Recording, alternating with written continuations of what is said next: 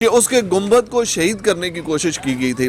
بابری مسجد کے جب گنبد کو شہید کرنے کی کوشش کی، وہاں پہ جتنے انتہا پسند ہندو تھے وہ سب کے سب اندھے ہو گئے تھے، کسی کے بازو کاٹ گئے تھے۔ ہم نے مسجدوں کو شہید کرنا ہے، یہ کتنی بری بات ہے۔ ہم نے آج تک کسی مندر کو چھیڑا ہے؟ کسی مسلمان نے چھیڑا ہے؟ کوئی مسلمان دہشت گرد نکلا ہے؟ کوئی بھی اسلام والا بندہ ایسے دہشت گرد نہیں بن سکتا۔ سپریم کورٹ نے جو بابری مسجد کو شہید کرنے کا فیصلہ کیا، اس کی جگہ مندر بنانے کا فیصلہ کیا، بھارتی پنڈت نے وہاں جانے سے انکار کر دیا۔ ان کا کہنا ہے کہ وہاں جنات ہیں، اور کچھ نے تو اسلام بھی قبول کر لیا۔ اس کے بارے میں کیا کہتے ہیں آپ؟ بسم اللہ الرحمن الرحیم۔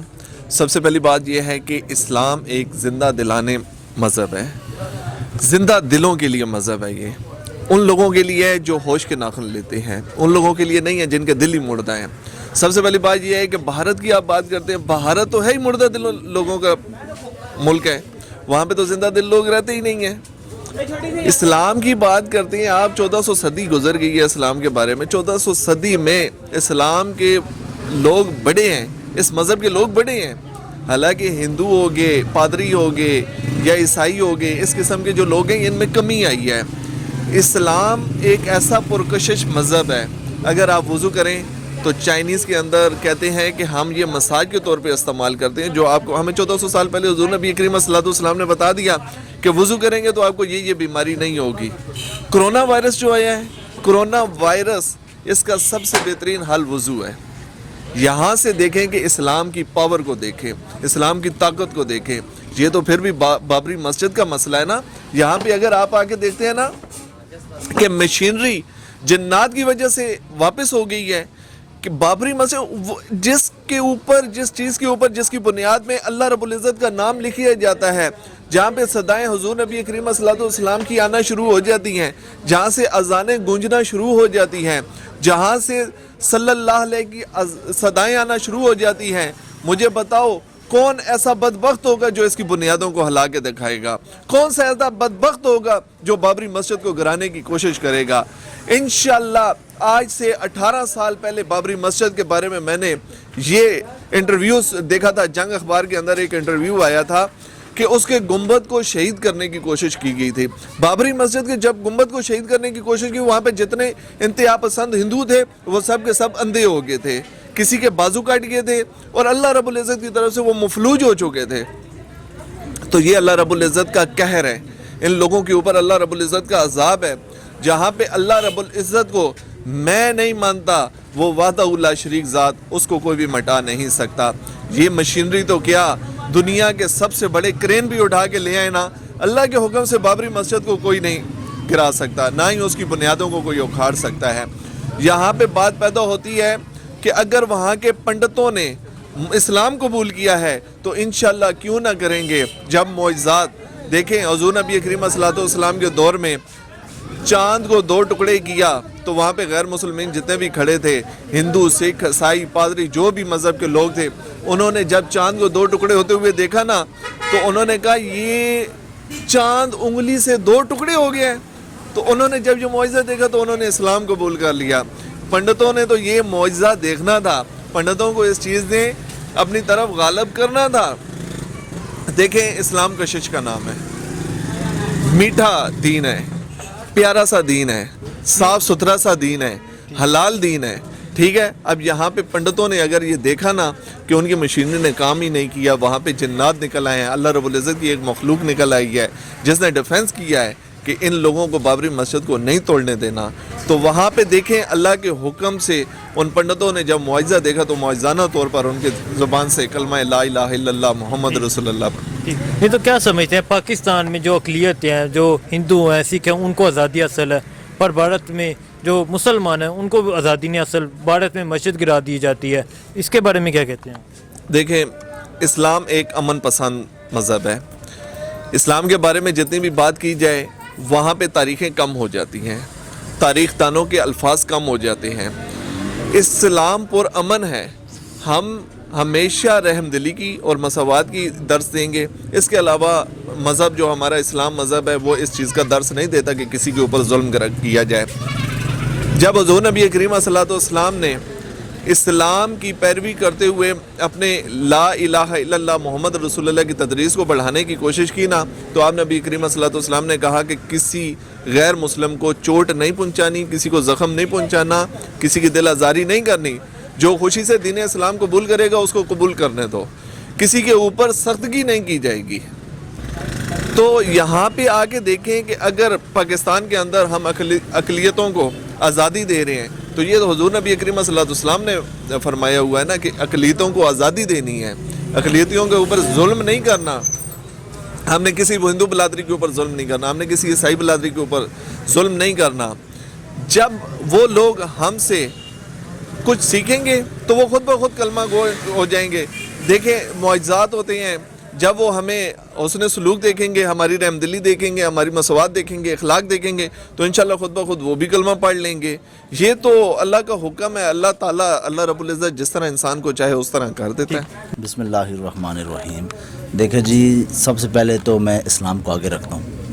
ہمارا اسلام وہ ہے جو 1400 سال پیچھے جو آپ صلی اللہ علیہ وسلم لے کر آئے تھے، تو الحمدللہ ہمارے اسلام کی حفاظت کرنا ہمارا حق بنتا ہے، اور یہ اللہ کا قہر نازل ہوگا انڈیا میں۔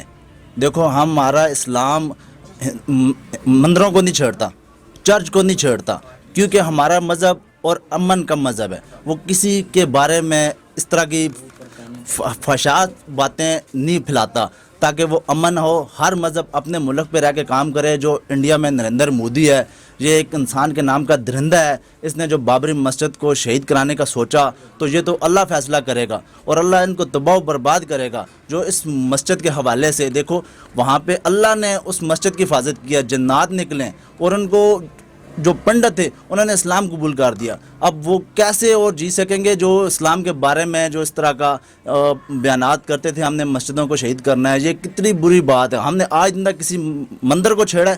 کسی مسلمان نے چھیڑا ہے؟ کوئی مسلمان دہشت گرد نکلا ہے؟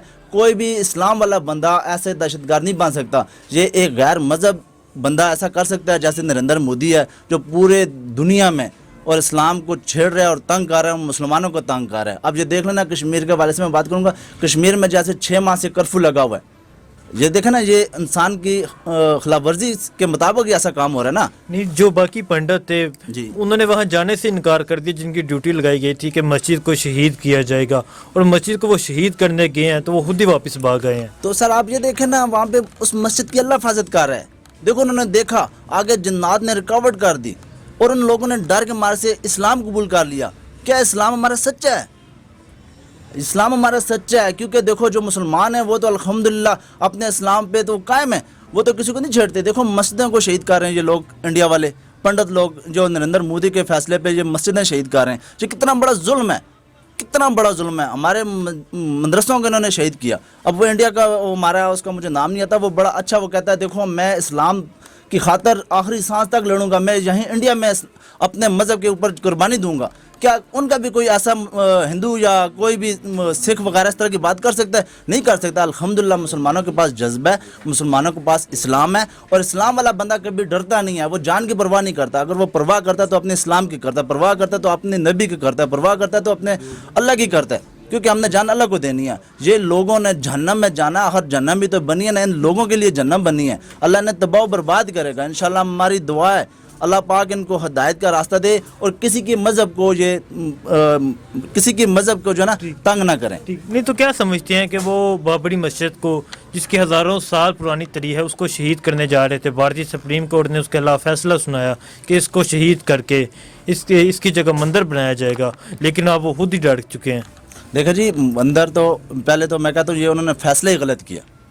دیکھو اگر ہم یہاں پر مندروں کو توڑ کے مسجد بنا دیں تو یہ ہمارا بھی حق بنتا ہے، لیکن ہم ایسا نہیں کرتے۔ کیوں؟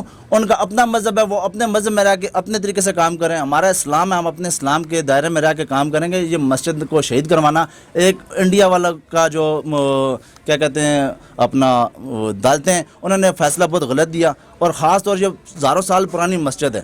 ہمارے لوگ وہاں جا کے اپنی عبادت کرتے تھے، نمازیں پڑھتے تھے۔ یہ لوگ اپنے مندروں میں جاتے ہیں، تو ہمارے مسلمان نے تو تنگ نہیں کیا نا، ہمارے مسلمان نے کبھی ان کو روکا تو نہیں ہے نا، اور آخر یہ لوگ ہمیں روک رہے ہیں اپنے عبادت کرنے سے۔ وائی کیوں؟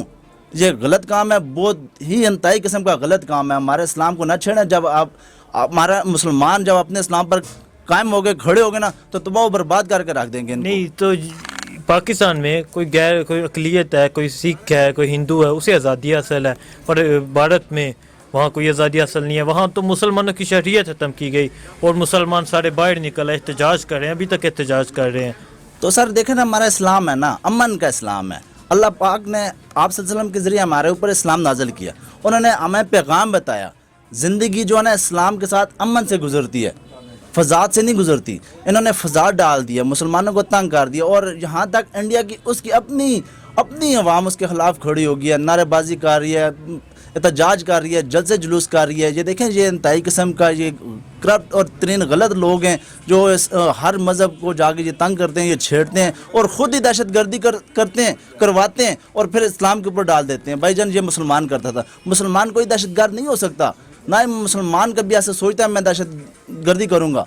वो तो उसके अंदर इस्लाम है, और इस्लाम यही कहता है अमन से रहो, अमन से आप वक्त गुजारो, एक दूसरे के साथ भाईचारा। देखो हम सिखों को गले लगा देते हैं, ईसाइयों को लगा देते हैं, हमारा इस्लाम तो हर एक को मिलता है, गले लगाते हैं। लेकिन ये आखिर ये क्यों नहीं करते ना, इनको भी करना चाहिए, क्योंकि एक ये बुज़दिल कौम है और एक इंतहाई किस्म की गंदी तरीन मोदी की कौम है जो ऐसे जो है ना फसाद बनाती है पूरे मुल्क में, जो हंगामा खड़ा करके ना मुसलमानों को बदनाम करती है। इंशाल्लाह मुसलमानों के साथ अल्लाह की मदद है और इंशाल्लाह मुसलमान कभी बदनाम नहीं होता। इस्लाम हमारा जो ना सदियों से चलता आ रहा है, हमेशा जीतता हमारा इस्लामी मुल्क जीतते हैं और इस्लाम वाले जीतते हैं। ठीक, हमारा तो ये ईमान भी है कि अल्लाह ताला ऐसे लोगों से सख्त बदला लेगा, और अल्लाह ताला ने खुद ही ये फरमाया है कि जो कुरान पाक है, जो मेरी किताब है, मैं उसकी हिफाजत खुद करूँगा। देखो जी, ये तो हर इस्लाम की हिफाजत अल्लाह करता है ना। देखो अब मस्जिद की हिफाजत भी अल्लाह कर रहा है। देखो हमारे अब इंडिया में जो मुसलमान रहते हैं वो शहीद होते हैं क्योंकि ये लोग जालिम हैं। आखिर ये रोकते हैं इबादत करने के लिए, वो इबादत करने से नहीं रोकते,